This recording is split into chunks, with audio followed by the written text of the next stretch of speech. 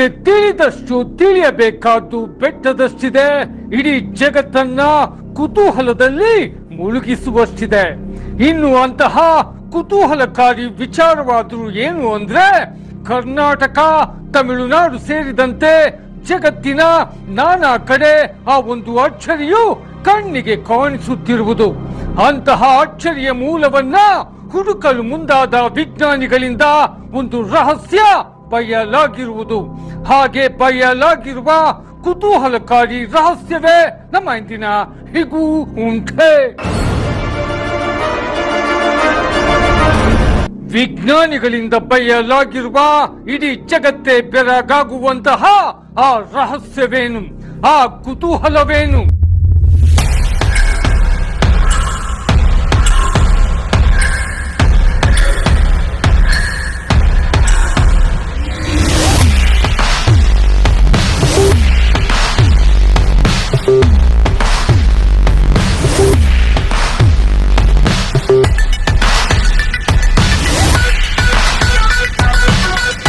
ಇದೀಗ ಖಗೋಳ ವಿಜ್ಞಾನಿಗಳು ಅತ್ಯಾಧುನಿಕ ಸ್ಪೇಸ್ ಟೆಲಿಸ್ಕೋಪ್ಗಳನ್ನು ಬಳಸಿ ಪತ್ತೆ ಹಚ್ಚಿರುವ ಆ ಒಂದು ಲೋಕದ ಸಂಗತಿಗಳು ಇಡೀ ಜಗತ್ತಿನ ಕುತೂಹಲವನ್ನ ಕೆರಳಿಸುತ್ತಿವೆ.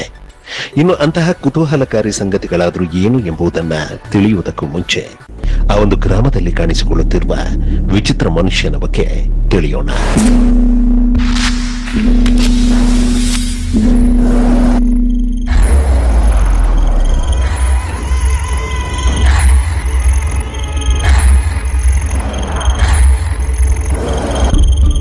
ಅದು ಬ್ರೆಜಿಲ್ ದೇಶದಲ್ಲಿನ ಒಂದು ಪುಟ್ಟ ಗ್ರಾಮ. ಆ ಗ್ರಾಮದ 3 ಯುವತಿಯರು ಗ್ರಾಮದ ಹೊರ ವಲಯದಲ್ಲಿ ಹೋಗುತ್ತಿರಬೇಕಾದ್ರೆ ಒಂದು ವಿಚಿತ್ರ ಎದುರಾಯಿತು. ಆ ವಿಚಿತ್ರವೇ ಓರ್ವ ವಿಚಿತ್ರ ಮನುಷ್ಯ ಕಾಣಿಸಿಕೊಂಡಿತ್ತು.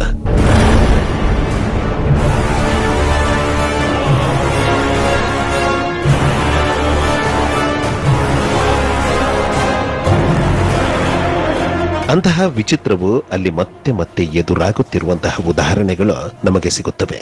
ಇನ್ನು ಮನುಷ್ಯನ ದೇಹವನ್ನ ಹೋಲುವ ದೇಹ, ಕೆಂಪನೆಯ ಕಣ್ಣುಗಳು, ಭಯವನ್ನು ಹುಟ್ಟಿಸುವ ನೋಟ, ಅಂತಹ ವಿಚಿತ್ರವಾದ ಹಾವಭಾವಗಳ ಬಗ್ಗೆ ವಿಶ್ಲೇಷಿಸಿದಾಗ ಒಂದು ಸಂಗತಿ ದೃಢವಾಯಿತು.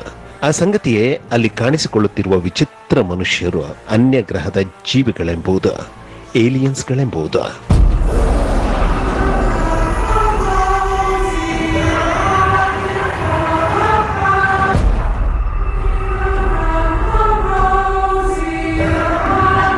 ಒಂದು ಅಧ್ಯಯನದ ಪ್ರಕಾರ ದಕ್ಷಿಣ ಭಾರತದತ್ತ ಏಲಿಯನ್ಗಳು ಹೆಚ್ಚು ಆಕರ್ಷಿತವಾಗುತ್ತಿವೆ, ಕಾಣಿಸಿಕೊಳ್ಳುತ್ತಿವೆ. ಏಲಿಯನ್ಗಳಿಂದ ಆ ಗ್ರಾಮದಲ್ಲಿ ಇದೀಗ ಒಂದು ಚಕಿತ ಎದುರಾಗುತ್ತಿದೆ.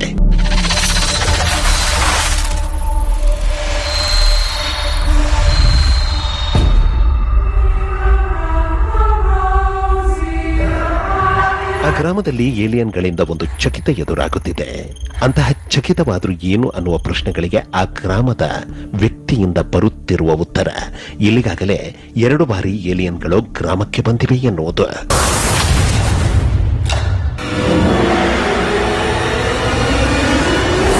ಏಲಿಯನ್ಗಳ ಬುದ್ಧಿ ಸಾಮರ್ಥ್ಯವು ಮನುಷ್ಯನಿಗಿಂತ 1000 ಪಟ್ಟು ಮಿಗಿಲಾಗಿದೆ.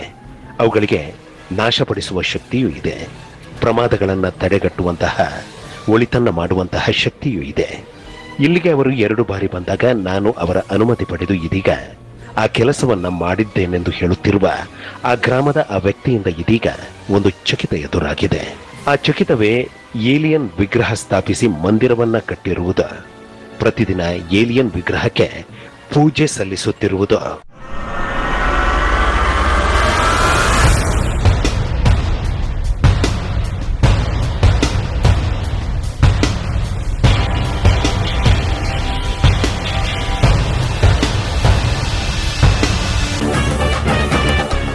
ಏಲಿಯನ್ ವಿಗ್ರಹವನ್ನು ಸ್ಥಾಪಿಸಿ ಪ್ರತಿದಿನ ಪೂಜೆ ಸಲ್ಲಿಸುತ್ತಿರುವ ವ್ಯಕ್ತಿಯ ಹೆಸರು ಲೋಕನಾಥನ್ ಅಂತ. ಇವರು ಏಲಿಯನ್ ಮಂದಿರವನ್ನ ನಿರ್ಮಾಣ ಮಾಡಿರೋದಾದ್ರೂ ಎಲ್ಲಿ ಅಂದ್ರೆ ತಮಿಳುನಾಡಿನ ಸೇಲಂ ಜಿಲ್ಲೆಯ ಮಲ್ಲಮುಪ್ಪಂಪಟ್ಟಿ ಹೋಬಳಿಯ ವ್ಯಾಪ್ತಿಯಲ್ಲಿ ಬರುವ ರಾಮಗೌಂಡನೂರಿನಲ್ಲಿ.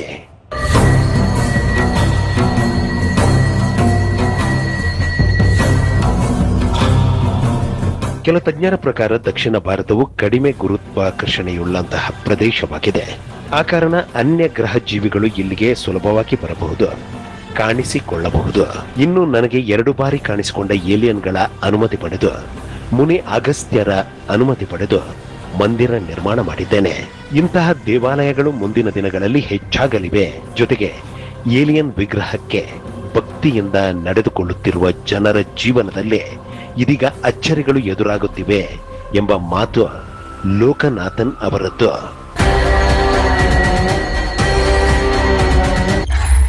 ಇನ್ನು ಅನ್ಯ ಗ್ರಹ ಜೀವಿಗಳು ಕರ್ನಾಟಕದಲ್ಲೂ ಕಾಣಿಸಿಕೊಂಡಂತಹ ಉದಾಹರಣೆಗಳು ನಮಗೆ ಸಿಗುತ್ತವೆ.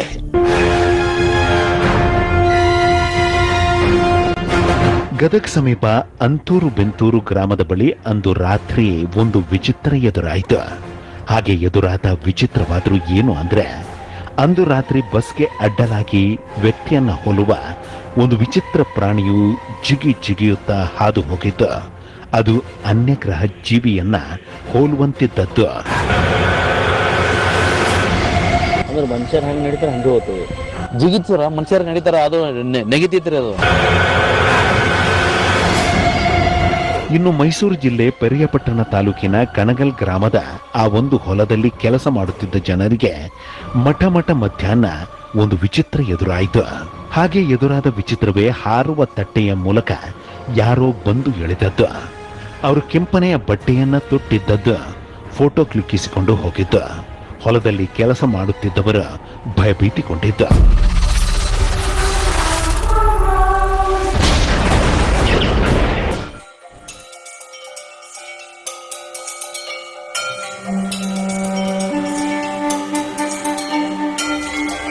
ಸೌರವ್ಯೂಹದಾಚೆಗೆ ಅನ್ಯ ಗ್ರಹಗಳೇನಾದರೂ ಇವೆಯಾ? ಭೂಮಿಯನ್ನ ಹೋಲುವಂತಹ ಗ್ರಹಗಳೇನಾದರೂ ಇವೆಯಾ? ಜೀವಿಗಳು ವಾಸಿಸುವಂತಹ ಗ್ರಹಗಳೇನಾದರೂ ಇವೆಯಾ ಎಂಬುದನ್ನು ಪತ್ತೆ ಹಚ್ಚಲು ನಾಸಾ ವಿಜ್ಞಾನಿಗಳು 2009ರಲ್ಲಿ ಒಂದು ಅತ್ಯಾಧುನಿಕ ಕ್ಯಾಮರಾವನ್ನ ಒಳಗೊಂಡಂತಹ ಟೆಲಿಸ್ಕೋಪ್ ಅನ್ನ ನಭೋಮಂಡಲಕ್ಕೆ ಉಡಾಯಿಸಿತು. ಅದಕ್ಕೆ ಇಟ್ಟಂತಹ ಹೆಸರು ಕೆಪ್ಲರ್ ಸ್ಪೇಸ್ ಟೆಲಿಸ್ಕೋಪ್ ಅಂತ.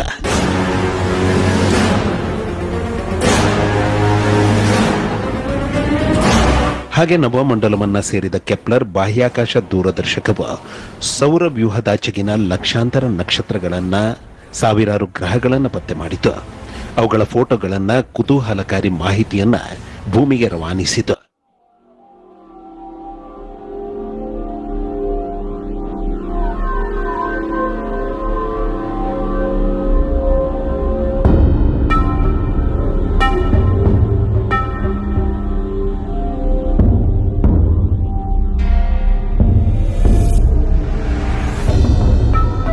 ಅಂತಹ ಕಾರ್ಯವನ್ನ ಸತತವಾಗಿ 9 ವರ್ಷಗಳ ಕಾಲ ಮಾಡಿದಂತಹ ಕೆಪ್ಲರ್ ಟೆಲಿಸ್ಕೋಪ್ ಇಡೀ ಜಗತ್ತೇ ಬೆರಗಾಗುವಂತಹ ಒಂದು ಚಕಿತವನ್ನ ಪತ್ತೆ ಮಾಡಿತು.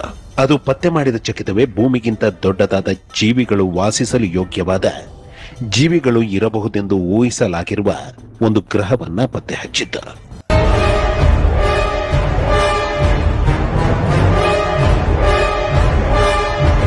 2015ರಲ್ಲಿ ಕೆಪ್ಲರ್ ಟೆಲಿಸ್ಕೋಪ್ನಿಂದ ಪತ್ತೆಯಾಗಿರುವ ಗ್ರಹ ಭೂಮಿಗಿಂತ ದೊಡ್ಡದಾಗಿದೆ, ಜೀವಿಗಳು ಅಲ್ಲಿ ಇವೆ ಎಂದು ಶಂಕಿಸಲಾಗಿದೆ. ಹಾಗೆ ಭೂಮಿಗಿಂತ ದೊಡ್ಡದಾದ ನೀರು ಇದೆ, ಸಮುದ್ರಗಳಿವೆ ಎಂದು ಶಂಕಿಸಲಾದ ಆ ಗ್ರಹದ ಒಂದೊಂದು ಸಂಗತಿಯು ಇಡೀ ಜಗತ್ತನ್ನ ಬೆರಗಾಗಿಸುತ್ತಿದೆ. ಹಾಗೆ ಬೆರಗಾಗಿಸುತ್ತಿರುವ ಗ್ರಹಕ್ಕೆ ನಾಸಾದ ವಿಜ್ಞಾನಿಗಳು ಇಟ್ಟಿರುವಂತಹ ಹೆಸರು K218b ಅಂತ.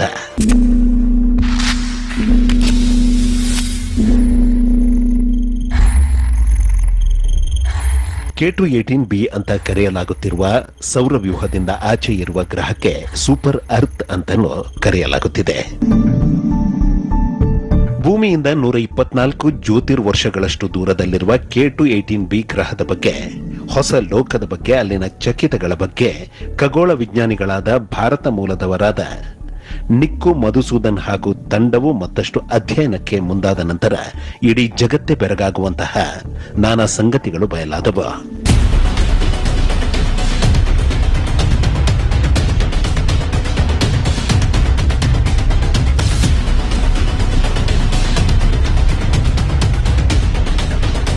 ಇಲ್ಲಿಗಾಗಲೇ ದೊಡ್ಡ ದೊಡ್ಡ ವಿಜ್ಞಾನಿಗಳು ಅನ್ಯ ಗ್ರಹದಲ್ಲಿ ಜೀವಿಗಳು ಇವೆ ಎಂಬ ಸಂಗತಿಗಳನ್ನ ಜಗತ್ತಿಗೆ ಬಯಲು ಮಾಡಿದ್ದಾರೆ. ಭೂಮಿಯ ಮೇಲೆ ಅವು ಕಾಣಿಸಿಕೊಳ್ಳುತ್ತಿರುವ ಸಂಗತಿಗಳನ್ನ ಜಗತ್ತಿಗೆ ಬಯಲು ಮಾಡಿದ್ದಾರೆ. ಇಂತಹ ಸಮಯದಲ್ಲಿ ಆ ಒಂದು ತಾಣದಲ್ಲಿನ ಆ ಒಂದು ಬೆಟ್ಟದಲ್ಲಿ ಒಂದು ಚಕಿತ ಎದುರಾಯಿತು.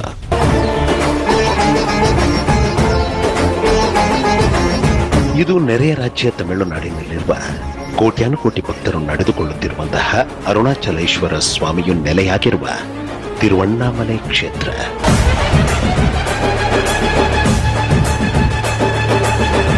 ತಿರುವಣ್ಣಾಮಲೈನಲ್ಲಿರುವ ಈ ಇಡೀ ಬೆಟ್ಟವೇ ಶಿವಲಿಂಗವೆಂದು ಉಲ್ಲೇಖಿಸಲಾಗಿದೆ. ಇದು ಅಗ್ನಿಲಿಂಗವೆಂದು ಉಲ್ಲೇಖಿಸಲಾಗಿದೆ. ಈ ಬೆಟ್ಟ ಮಿಂಚಿನೊಂದಿಗೆ ಬೆಸೆದು ಸದಾ ಅಚ್ಚರಿಗಳನ್ನ ಎದುರಾಗಿಸುತ್ತಿದೆ.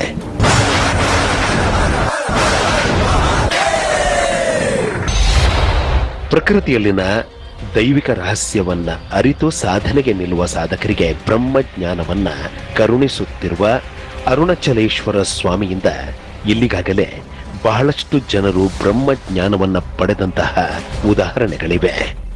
ಇನ್ನು ಅಂತಹ ಜ್ಞಾನವನ್ನ ಹೊಂದಲು ಜನರು ದೇಶ ವಿದೇಶಗಳಿಂದ ತಿರುವಣ್ಣಾಮಲೆಗೆ ಬರುತ್ತಿದ್ದಾರೆ, ಅಚ್ಚರಿಗಳನ್ನ ಕಾಣುತ್ತಿದ್ದಾರೆ.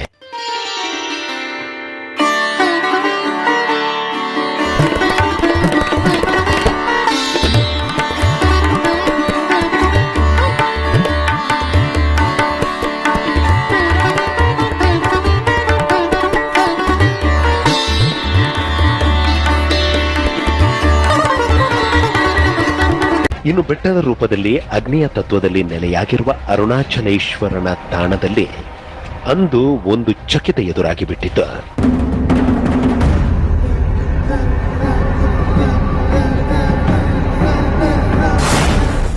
ಅಂದು ತಿರುವಣ್ಣಾಮಲೈನ ಅರುಣಾಚಲೇಶ್ವರ ತಾಣದಲ್ಲಿ ಎದುರಾದ ಚಕಿತವೇನೆಂಬ ಪ್ರಶ್ನೆಗಳಿಗೆ ಉತ್ತರವಿದೆ.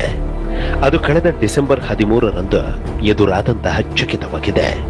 ಅಂದು ಇಲ್ಲಿ ಮಹಾಕಾರ್ತಿಕ ದೀಪೋತ್ಸವದ ಸಂಭ್ರಮ, ಅರುಣಾಚಲೇಶ್ವರ ಬೆಟ್ಟದ ಮೇಲೆ ದೀಪ ಹಚ್ಚುವ ಸಂಭ್ರಮ.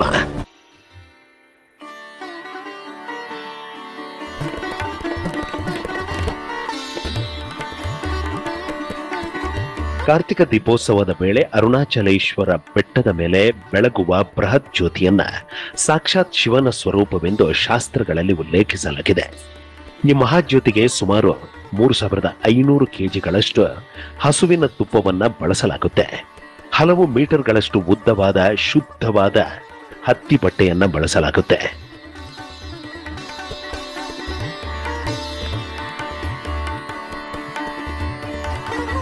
ತಿರುವಣ್ಣಾಮಲೆಯಲ್ಲಿನ ಅರುಣಾಚಲೇಶ್ವರ ಬೆಟ್ಟದ ಮೇಲೆ ಬೆಳಗುವ ಮಹಾಕಾರ್ತಿಕ ದೀಪವನ್ನ ನೋಡಲು ದೇಶ ವಿದೇಶಗಳಿಂದ ಅಂದು ಲಕ್ಷಾಂತರ ಜನರು ಬಂದಿದ್ರು.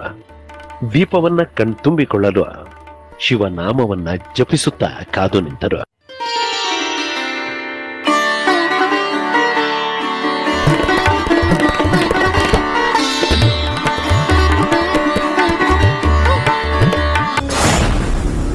ಇನ್ನು ಅಂದು ಅರುಣಾಚಲೇಶ್ವರ ಬೆಟ್ಟದ ಮೇಲೆ ಮುಸ್ಸಂಜೆ ಸಮಯದಲ್ಲಿ ಶಿವನಾಮದ ಹರ್ಷೋದ್ಗಾರದೊಂದಿಗೆ ಕಾರ್ತಿಕ ದೀಪವನ್ನ ಹಚ್ಚಲಾಯಿತು.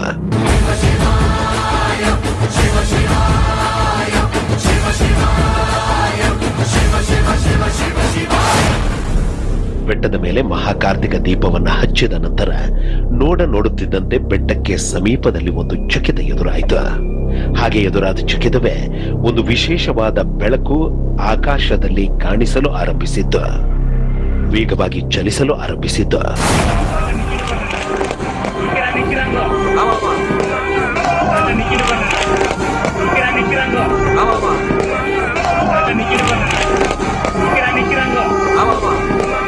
ಅರುಣಾಚಲೇಶ್ವರ ಬೆಟ್ಟದಲ್ಲಿ ಕಾರ್ತಿಕ ದೀಪವನ್ನ ಹಚ್ಚಿದ ನಂತರ ಏಕಾಏಕಿ ಕಾಣಿಸಲು ನಿಂತ, ಮರೆಯಾಗಲು ನಿಂತ, ವೇಗವಾಗಿ ಅತ್ತ ಇತ್ತ ಸಂಚರಿಸಲು ನಿಂತ, ಮತ್ತೆ ಮತ್ತೆ ಕಾಣಿಸಿಕೊಳ್ಳಲು ನಿಂತ ಈ ಬೆಳಕು ನೋಡುಗರಲ್ಲಿ ಚಕಿತವನ್ನ ಉಂಟು ಮಾಡಿತು.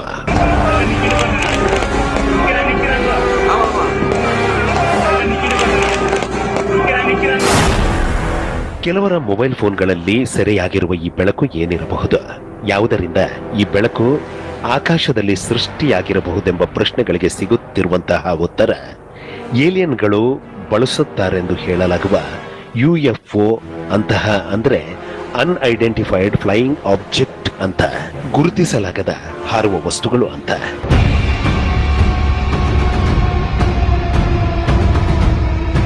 ಕೆಲವರ ಪ್ರಕಾರ ಇದು ಡ್ರೋನ್ ದೃಶ್ಯಗಳು ಇರಬಹುದೆಂಬುದು. ಆದರೆ ಜಗತ್ತಿನ ಕೆಲ ತಜ್ಞರ ಪ್ರಕಾರ ದೃಶ್ಯಗಳಲ್ಲಿ ಕಾಣುತ್ತಿರುವ ಗುಣಲಕ್ಷಣಗಳ ಪ್ರಕಾರ ಇಲ್ಲಿಗಾಗಲೇ ಅದರ ಬಗ್ಗೆ ಅಧ್ಯಯನಗಳನ್ನ ನಡೆಸಿರುವವರ ಪ್ರಕಾರ ಇದು ಏಲಿಯನ್ಗಳ UFO ಎಂಬುದು.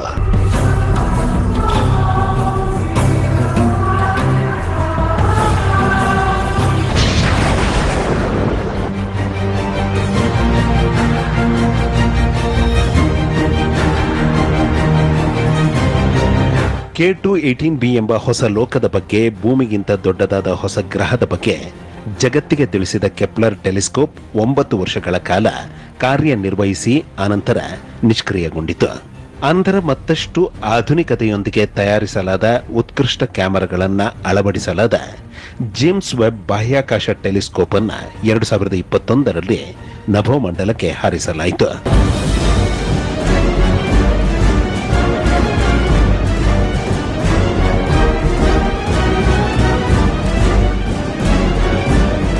ಭಾರತ ಮೂಲದ ಖಗೋಳ ವಿಜ್ಞಾನಿ ನಿಕ್ಕು ಮಧುಸೂದನ್ ಹಾಗೂ ತಂಡವು ಜೇಮ್ಸ್ ವೆಬ್ ಬಾಹ್ಯಾಕಾಶ ಟೆಲಿಸ್ಕೋಪ್ ನೆರವಿನಿಂದ K2-18bಯಲ್ಲಿನ ಮತ್ತಷ್ಟು ಸೂಕ್ಷ್ಮ ಸಂಗತಿಗಳನ್ನು ಪತ್ತೆ ಹಚ್ಚುವಲ್ಲಿ ಯಶಸ್ವಿಯಾಗಿದೆ.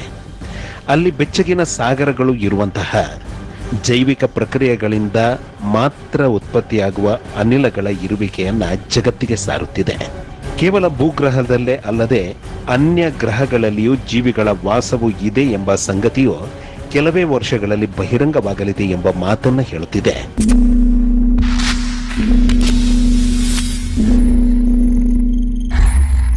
ಇನ್ನು ಭೂಮಿಯ ಮೇಲೆ ಅನ್ಯ ಗ್ರಹಗಳು ಕಾಣಿಸಿಕೊಳ್ಳುತ್ತಿರುವಂತಹ ಉದಾಹರಣೆಗಳ ನಡುವೆ ಅನ್ಯ ಗ್ರಹಗಳಲ್ಲಿ ಜೀವಿಗಳ ವಾಸದ ಮಾತುಗಳ ನಡುವೆ ತಿರುಪತಿಯಲ್ಲಿ ಒಂದು ರಹಸ್ಯ ಬಯಲಾಗಿದೆ.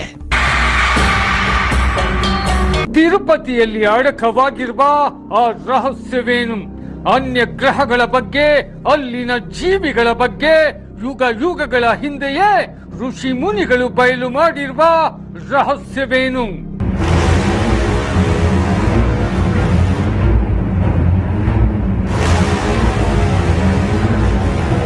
ಅನ್ಯ ಗ್ರಹಗಳಲ್ಲಿಯೂ ಅನ್ಯ ಲೋಕಗಳಲ್ಲಿಯೂ ಜೀವಿಗಳ ವಾಸವಿದೆ ಎಂಬ ಸಂಗತಿಯು ಶತಮಾನ 21ರಲ್ಲಿ ವೈಜ್ಞಾನಿಕವಾಗಿ ಬಯಲಾಗುತ್ತಿರುವ ಸಂಗತಿಯಾಗಿದೆ. ಆದರೆ ಯುಗ ಯುಗಗಳ ಹಿಂದೆಯೇ ಅನ್ಯ ಗ್ರಹಗಳ ಜೊತೆ, ಆ ಗ್ರಹಗಳಲ್ಲಿನ ಜೀವಿಗಳ ಜೊತೆ ಭೂಲೋಕದ ಜೀವಿಯು ಸಂಬಂಧವನ್ನ ಸಾಧಿಸಿದ್ದನೆಂಬ ಮಾತುಗಳಿಗೆ ನಮಗೆ ಬಹಳಷ್ಟು ಉದಾಹರಣೆಗಳು ಸಿಗುತ್ತವೆ. ತಿರುಪತಿಯಲ್ಲಿನ ಆ ಒಂದು ಸಂಗತಿಯು ಆ ಒಂದು ರಹಸ್ಯವನ್ನ ಬಯಲು ಮಾಡುತ್ತಿದೆ.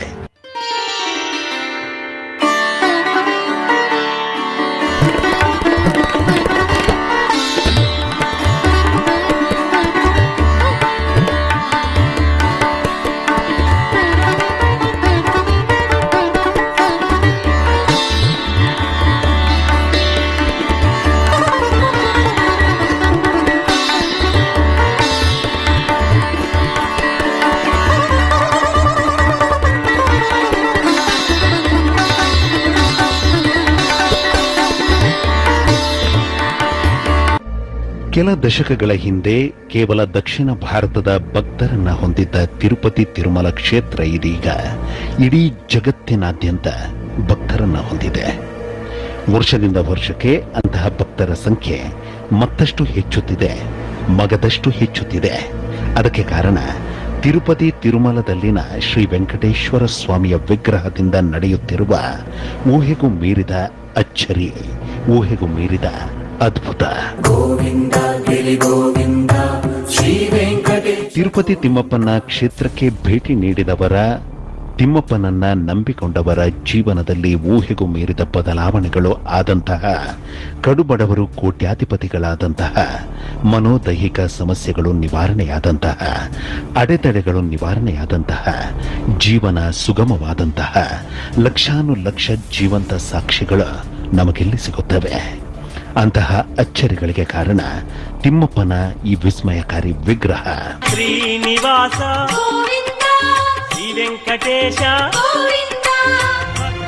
ಅಚ್ಚರಿಗಳನ್ನ, ಅದ್ಭುತಗಳನ್ನು ಎದುರಾಗಿಸುತ್ತಿರುವ ಈ ವಿಗ್ರಹಕ್ಕೆ ಸಂಬಂಧಿಸಿದ ಕೆಲವು ಸಂಗತಿಗಳು ಕುತೂಹಲವನ್ನ ಎದುರಾಗಿಸುತ್ತಿವೆ.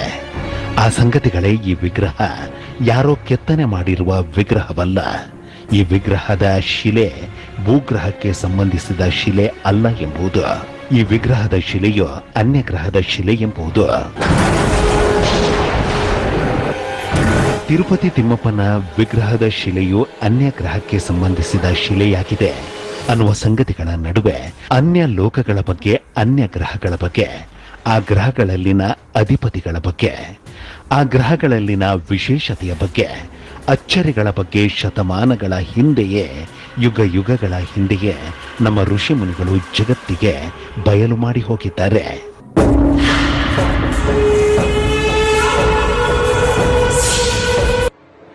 ಯುಗ ಯುಗಗಳ ಹಿಂದೆಯೇ ಋಷಿ ಮುನಿಗಳು ಒಟ್ಟು 14 ಲೋಕಗಳ ಬಗ್ಗೆ, ಅಲ್ಲಿನ ಜೀವರಾಶಿಗಳ ಸಂಗತಿಗಳ ಬಗ್ಗೆ ಜಗತ್ತಿಗೆ ಬಯಲು ಮಾಡಿ ಹೋಗಿದ್ದಾರೆ.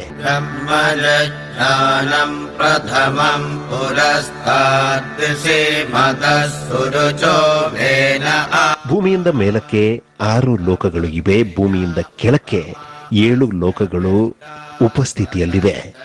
ಇನ್ನು ಆ ಲೋಕಗಳ ಅಲ್ಲಿ ವಾಸಿಸುವ ಜೀವಿಗಳ ಗುಣಲಕ್ಷಣಗಳೇನೆಂಬ ಸಂಗತಿಗಳನ್ನ ಮಹಾಮುನಿಗಳು ಜಗತ್ತಿಗೆ ಅಂದೇ ಬಯಲು ಮಾಡಿ ಹೋಗಿದ್ದಾರೆ.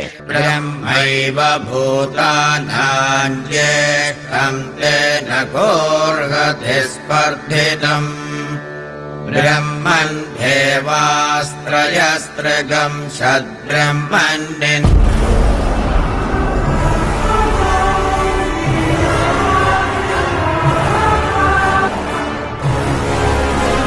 ಇನ್ನು ಕೆಲವೇ ವರ್ಷಗಳಲ್ಲಿ ಅನ್ಯ ಗ್ರಹಗಳಲ್ಲಿನ ಜೀವಿಗಳ ಸಂಗತಿಗಳು ಜಗತ್ತಿಗೆ ಬಯಲಾಗುತ್ತವೆಂಬ ಮಾತು ವಿಜ್ಞಾನಿಗಳದ್ದಾಗಿದೆ.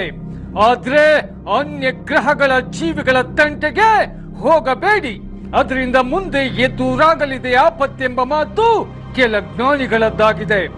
ಇಂತಹ ಹಲವು ಸಂಗತಿಗಳ ನಡುವೆ ನಮ್ಮನ್ನು ಕಾಡುವಂತಹ